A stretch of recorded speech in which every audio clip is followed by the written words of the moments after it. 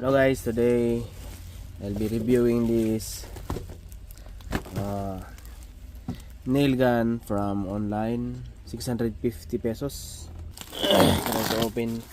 This nail gun looks interesting.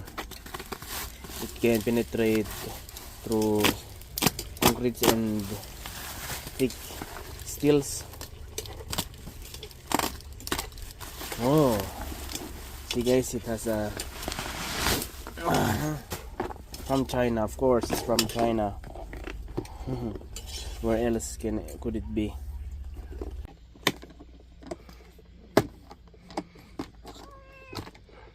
Tanan!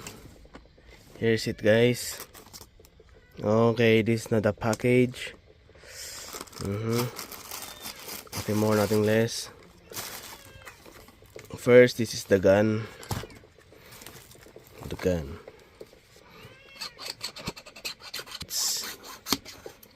You see, it is, doing that. Then here is the eye protection. Here is the bullets. I think that's a bullet. Okay, guys, that's the bullet. See the bullet. The nails. Okay, and these are the, I think these are the spares. And this is the oil. It needs some oil. And the manual. Okay, there's no guidelines how to use it. No instruction, visual instruction.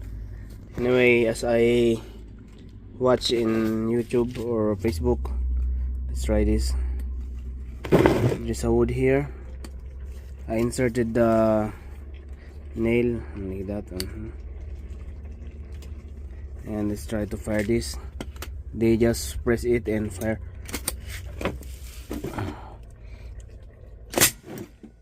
Oh my gosh, it's exploding. Oh my gosh, it works, guys. Oh, my very first one. Okay. Oh, this maybe this has some powder. It's like a bullet. It really penetrates, guys. So strong. Oh, see, there's smoke. There's smoke, guys. There's smoke coming out. Can you see? I can see it. There's some sharp nail, guys. Look, I was hit by a sharp nail. Sharp nail, guys. You see the blood. This is a little bit dangerous. That's why they gave like this eye protection. There are some sharp nails. Now it's a little bit sharp. Okay, what the fuck is this product? It's very dangerous. But it looks effective.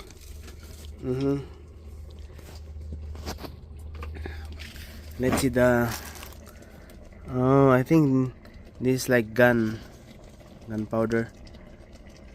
Maybe there's a gunpowder here. Some explosive.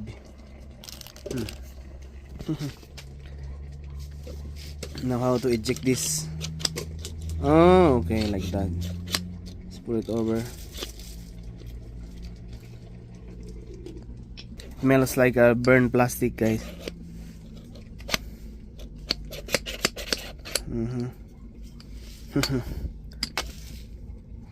Here it is, guys.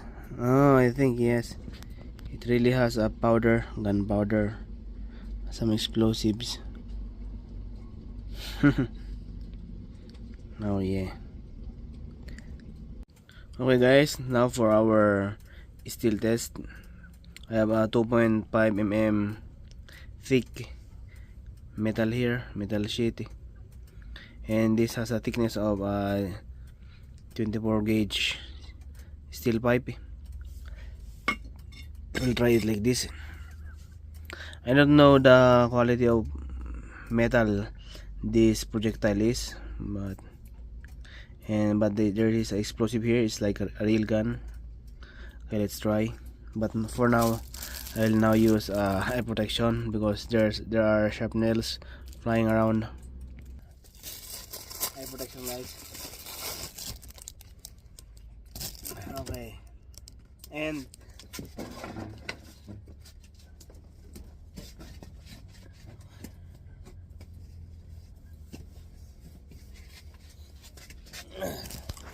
oh yeah, okay, we're now safe.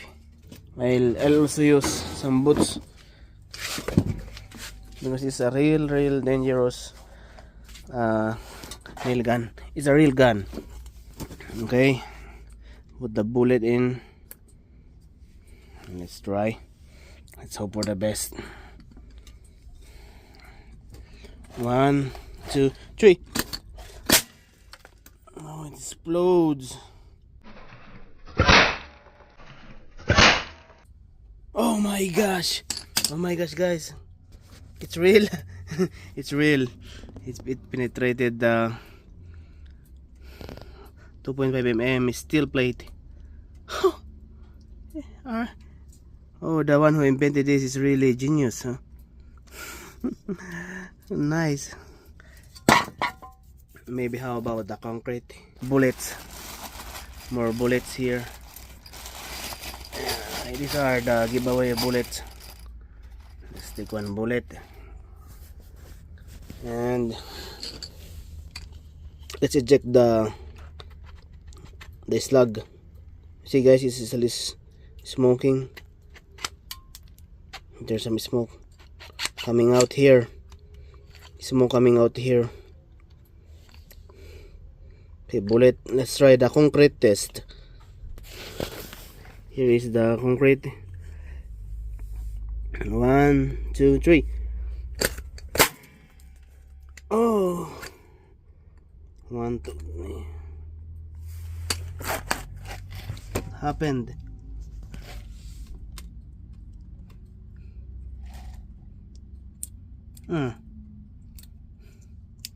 It did not.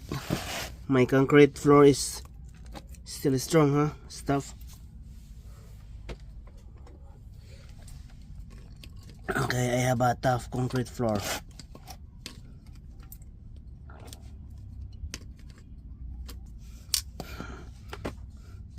There is something exposed, but I will finish that. Let's take it off. Let's see if we can.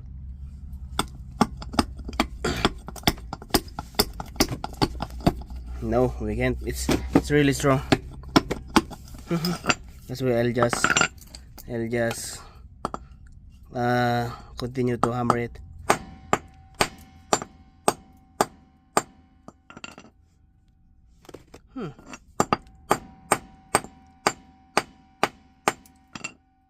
I have a tough floor, guys, but I have now destroyed my floor. I damaged it. Bad decision. Okay guys, nail gun. It works as advertised. It has some special application, and I'll just reserve it for those application. Okay guys, let's try to disassemble this. After taking off this, this will be exposed, and that's it. Simple mechanism, and this is it's the firing pin. That's it guys, so simple, nothing more, nothing less. Then how about here?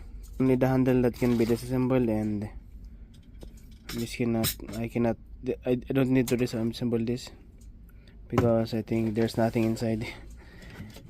Just a spring and recoil assembly. That's it.